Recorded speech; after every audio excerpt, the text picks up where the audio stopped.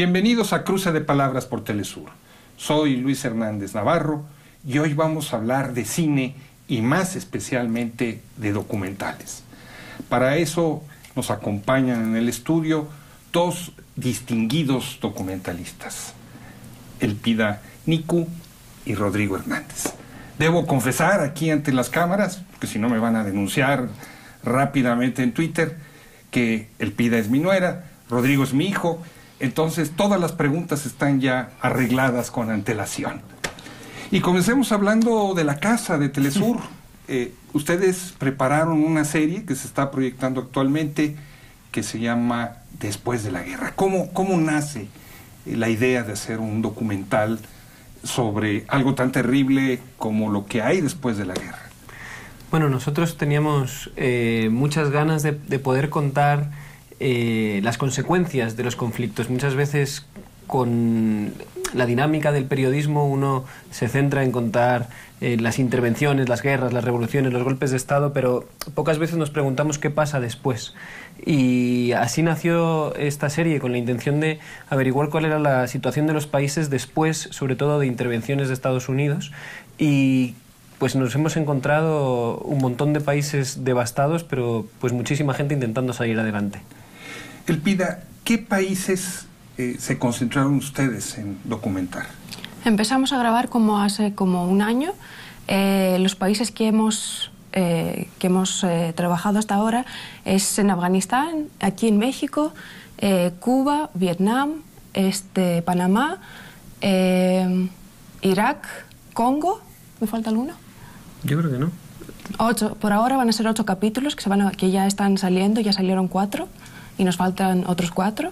África, Asia, América, todos en una misma perspectiva. ¿No acaba siendo aburrido o hay rupturas en cada una de esas narraciones? Esperemos que no sea aburrido, porque si no, nadie lo va a ver. Bueno, por un lado, son distintos tipos de intervenciones y distintas situaciones después de la guerra, porque pues hemos tratado intervenciones armadas como en Afganistán o en Irak, ¿no?, donde hay claramente una guerra y un conflicto bélico, y hay otro tipo de intervenciones, por ejemplo las económicas, como el bloqueo en Cuba. Hay otras guerras como la guerra contra el narcotráfico y lo que provoca el lavado de dinero, como en México. Entonces, como temas son diferentes, pero sobre todo nosotros intentamos que en cada capítulo se pudiera vivir a través de un personaje esta situación, ¿no? No era tanto llegar con un reportero al lugar y que el reportero viera lo que estaba sucediendo, sino más bien utilizar a un reportero como un hilo conductor de la historia, pero sobre todo el personaje principal es alguien que ha vivido ahí, alguien que está viviendo lo que está pasando. Y sinceramente pues en cada país es muy distinta la situación, el contexto y la vida de cada una de esas personas. Uno de los programas, el programa sobre Cuba, por ejemplo, se centra en la medicina y en lo específico en un caso de una intervención quirúrgica con un niño. No es muy difícil grabar a un niño siendo operado, trabajando ahí con un equipo médico tan delicado.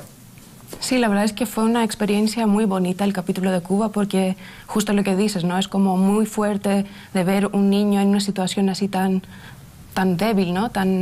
Pero al mismo tiempo el esfuerzo que se hace en los hospitales de Cuba, que tienen como todo en contra, pero al mismo tiempo tienen como una supervivencia enorme de casos de cardiopatías de niños como el que grabamos, que te deja como asombrado, ¿no?, porque con mínimos recursos se logran resultados médicos de países desarrollados, ¿no?, y esto es como algo maravilloso. Tuvieron que abordar los documentales en contextos a veces muy delicados.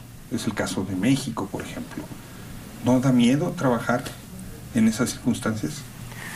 Bueno, yo creo que miedo debe de dar vivir esas circunstancias. Nosotros somos unos privilegiados que pasamos unos días ahí, generalmente acompañados de gente local, que son los que nos abren sus puertas y nos ayudan a hablar un poco del contexto de lo que está pasando allí, ¿no? O sea, lo complicado no es ir y grabar unos días. Los que son verdaderos héroes son los que están ahí intentando salir adelante, ¿no? En el caso de Cuba, por ejemplo, en estos hospitales tienen que intentar operar a pesar de tener un bloqueo que les prohíbe tener a veces un material mínimo para hacer este tipo de operaciones, ¿no? Son verdaderos héroes que consiguen hacer operaciones del primer mundo sin tener apenas el acceso a un medicamento súper necesario. Ellos son los verdaderos héroes, las personas que siguen viviendo en Afganistán, las personas que siguen resistiendo en el Valle de Juárez, en el norte de México, las personas que siguen viviendo en Mosul, en Irak. Ellos son los héroes, son los que tienen que vivir en ese riesgo. Nosotros, pues en realidad, lo rozamos un poquito solamente. Una de las cosas que más llama la atención de estos documentales es el contraste entre la belleza de las imágenes que en muchas ocasiones captan, la naturaleza, los patos, los cazadores, y luego la realidad dramática de la guerra con lisiados de guerra, gente que no tiene piernas, que tiene que rehabilitarse. ¿Cómo manejar este contraste entre belleza y la dureza del dolor de una pérdida provocada por un conflicto bélico? Bueno, la verdad es que nosotros cada vez que trabajamos, sobre todo en lugares así que han sufrido mucho, ¿no? Hay personas que han sufrido mucho, intentamos acercarnos sin tratar a la gente con mucho respeto, ¿no? Y yo creo que en esta parte con eso tiene que ver también como la imagen que muestra de esta gente, ¿no? De acercarse con respeto, de no mostrar como solo las partes feas, ¿no? De lo que deja la guerra, sino que hay gente que vive, sobrevive y la mayoría de las veces lo hace con mucha dignidad, ¿no? Entonces, en este sentido, yo creo que ahí juega, ¿no? el papel también de la imagen, ¿no? Es muy curioso porque hay quien pone en entredicho que el imperialismo existe. Hablan de Estados Unidos como un país del capital, pero se niegan a calificar esa nación como imperio. Ustedes han documentado con mucha crudeza que efectivamente el imperialismo existe y que causa un enorme dolor a los pueblos. Sí, bueno, es un hecho, no es muy difícil de explicar, ¿no? Geopolíticamente siguen intentando influir en pues casi todo el mundo, no solamente para ganar recursos naturales, no solamente por el petróleo, sino también por su influencia, el control de determinadas zonas, y pues cueste lo que cueste, ¿no? Ahora mismo lo podemos ver en Venezuela, cómo están intentando empujar una injerencia, y yo creo que algunos casos como los que han sucedido en el pasado son los que están llevando a que pues buena parte de la sociedad civil del mundo diga: espérate, estamos otra vez en las mismas, esto es otro Afganistán, eso es otra vez como en Libia, estamos otra vez detrás de un montón de presión para provocar una injerencia donde al final los que más sufren son los ciudadanos de esos países, ¿no? Por supuesto que hay un imperialismo, por supuesto que hay un país que intenta controlar la mayor parte del mundo, pero es que ellos mismos lo reconocen, ¿no? No estamos hablando de algo así absurdo, de algo surrealista. Está ahí, es el día a día de un montón de países. ¿Qué criterios siguieron para escoger esos países y no otros, por ejemplo? Bueno, por un lado, yo creo que algunos de los países son países que han sufrido conflictos bélicos muy fuertes, ¿no? Que son muy representativos de esta historia de las injerencias desde otros países como por ejemplo Afganistán, Irak, Vietnam, ¿no? Que han dejado como secuelas, y sigue habiendo guerra en estos lugares, ¿no? Y han dejado unas secuelas que todavía se pueden ver hasta hoy, ¿no? Por ejemplo, como Vietnam, que es una guerra que fue hace 40 años y todavía hoy en día las familias lo están sufriendo, ¿no? Por un lado fue eso, y por otro lado elegimos otros países que creíamos que eran representativos para no mostrar solo los conflictos bélicos, sino como otro tipo de injerencias que también dejan secuelas muy graves, pero que no son solo con armas o con invasiones, ¿no? Como es el caso de Cuba ahora, ¿no? ¿Y la resistencia? ¿Ustedes han percibido que fue eficaz la resistencia de esos pueblos a esa invasión imperial? Bueno, por supuesto que ha sido importantísima en muchísimos casos, y no te puedes explicar que la mayor potencia armamentística del mundo pierda una y otra guerra, ¿no? Perdieron en Vietnam, ahora están perdiendo en Afganistán, Libia es un desastre. Por un lado, porque lo que hacen es desatar avisperos donde hay muchos controles de poder entre distintas facciones, distintas etnias, distintos grupos, y ellos lo deshacen todo. Y por otro lado, porque la mayor parte de las personas en el mundo no quieren una injerencia en su país, no quieren que otro país venga a controlarles. Es muy típico el caso de Afganistán, ¿no? ¿Cómo es posible que después de tantos años de guerra, de bombardeos, de muchísima inversión armamentística, los talibanes siguen controlando la mayor parte del país? Pues es porque mucha gente está apoyando a los talibanes, porque mucha gente está harta de los norteamericanos, porque mucha gente está harta de la corrupción del gobierno que pusieron en Estados Unidos, ¿no? Y hay casos muy emblemáticos como ese, pero hay otros como Congo, por ejemplo, que es más desconocido en África, pero en Congo la CIA abiertamente ha reconocido que ellos formaron parte del complot que provocó el asesinato del primer presidente de su independencia, ¿no? Por supuesto que la gente está harta de ese tipo de cosas y pues explotan, ¿no?, los países después de años de intervenciones. ¿Se imaginan ustedes haciendo una serie así para un canal como CNN, por ejemplo? Lo veo un poco difícil, no creo que un canal como CNN tendría interés en una historia como esta, ¿no? Porque los intereses están en otro lado, ¿no? O sea, estamos hablando de que una serie como esta puede difundirse masivamente gracias a un canal como Telesur. Sí, claro, cada canal pues tiene su línea y en este caso creo que Telesur ha sido absolutamente abierto con nosotros, nos ha permitido tocar los temas que hemos querido, de la manera que hemos querido y no ha habido ningún tipo de intervención, ¿no? Eso es algo que le debemos de agradecer y reconocer siempre. Como parte de este proyecto entrevistaron a Noam Chomsky, que no es necesariamente algo sencillo. Y Noam Chomsky hace toda una reflexión de lo que son las intervenciones estadounidenses. ¿Cómo lo resumirían ustedes lo que él dice? Esto es una... No es un examen, ¿eh? No, es una pregunta compleja, ¿no? Porque, no sé, estuvimos con él como media hora, 40 minutos, ¿no? Y pudo hablar de 5 o 6 países, ¿no?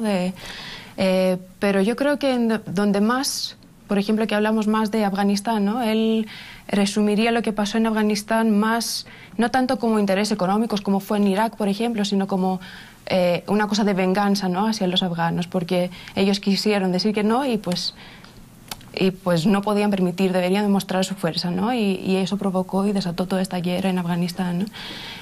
A mí me marcó mucho una frase que nos dijo de que el Partido Republicano es la organización más peligrosa de la historia de la humanidad, que con un montón de recursos y un montón de conocimiento han destrozado el mundo, y pues te hace como verla con una perspectiva un poco fuerte todo esto, ¿no?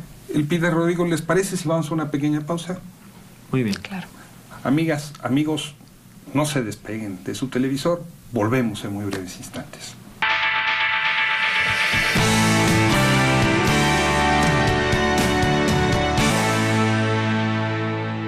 Estamos ya de vuelta en Cruce de Palabras, conversando con los y la documentalista Elpida Niku y con Rodrigo Hernández, que tienen una productora, Musungu Producciones, y acaban de terminar un documental sobre la Ciudad de México, sobre un barrio, el barrio de Iztapalapa, caracterizado por su precariedad, por su pobreza, pero también por su violencia.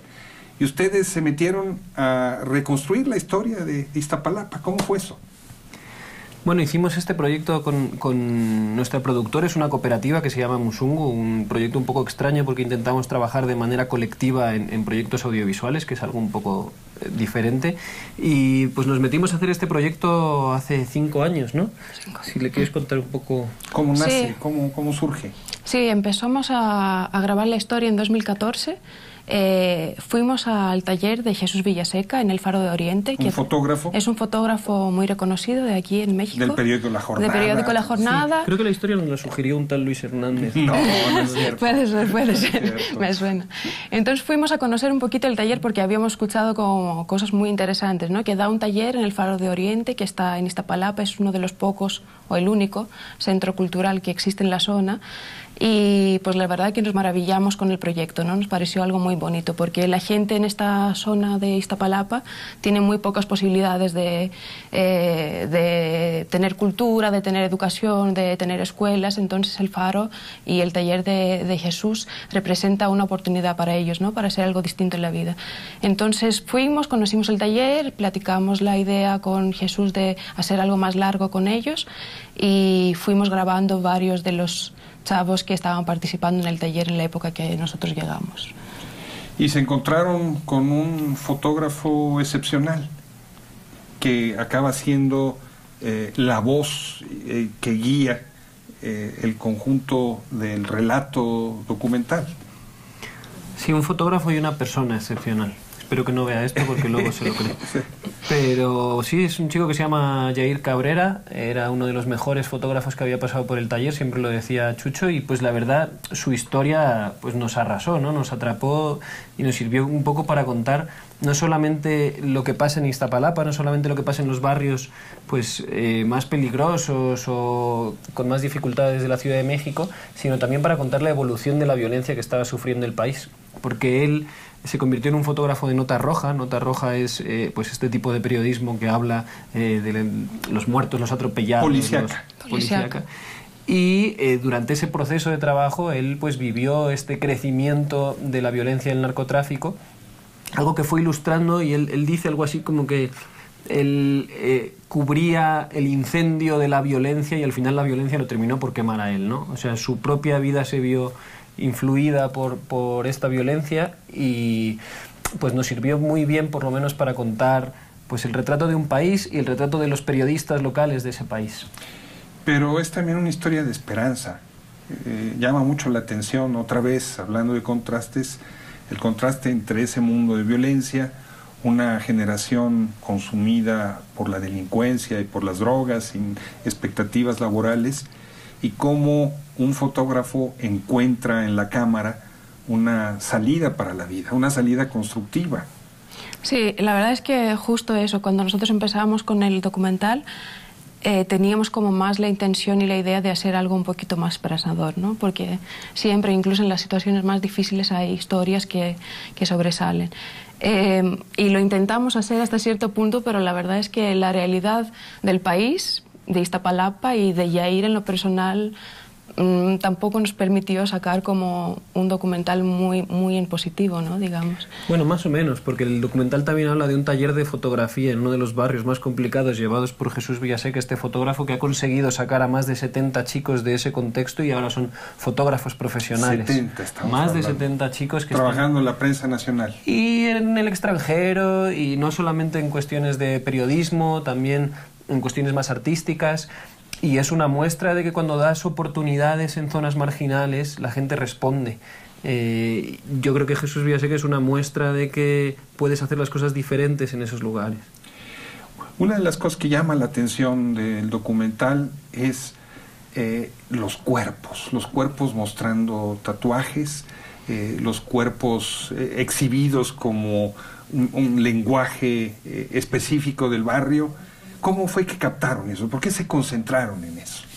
Bueno, por un lado es que Yair con sus fotografías elige hacer este tipo de fotografía, ¿no? En el barrio, porque muestra a sus vecinos, sus amigos, y muestra eso, los tatuajes y cómo viven. Entonces esto forma parte de su manera visual, ¿no? De expresarse, y es lo que seguimos también nosotros, por una parte. Por otra parte, fue una decisión un poco complicada para nosotros, porque es un documental un poco crudo, ¿no? Es como la imagen es un poco cruda y dura. Y fue una decisión difícil en el sentido que no sabíamos si deberíamos demostrar exactamente así como son las imágenes en las zonas como Iztapalapa, ¿no? Y al final decidimos hacerlo por una decisión de mostrar la realidad que se vive en estas zonas, ¿no? No maquillarla, sino que es lo que registra el foco de Yair, el foco de muchos periodistas de estas zonas, y nosotros un poquito también, que nos dejaron grabar su día a día. ¿Cómo es que lograron entrar en ese mundo? Porque es un mundo finalmente muy cerrado y es un mundo en donde entrar puede ser peligroso. Porque somos muy simpáticos. Me lo puedo imaginar, pero... en realidad, uno piensa a lo mejor desde fuera que entrar en esos lugares es muy complicado, pero sinceramente el proceso es súper distinto.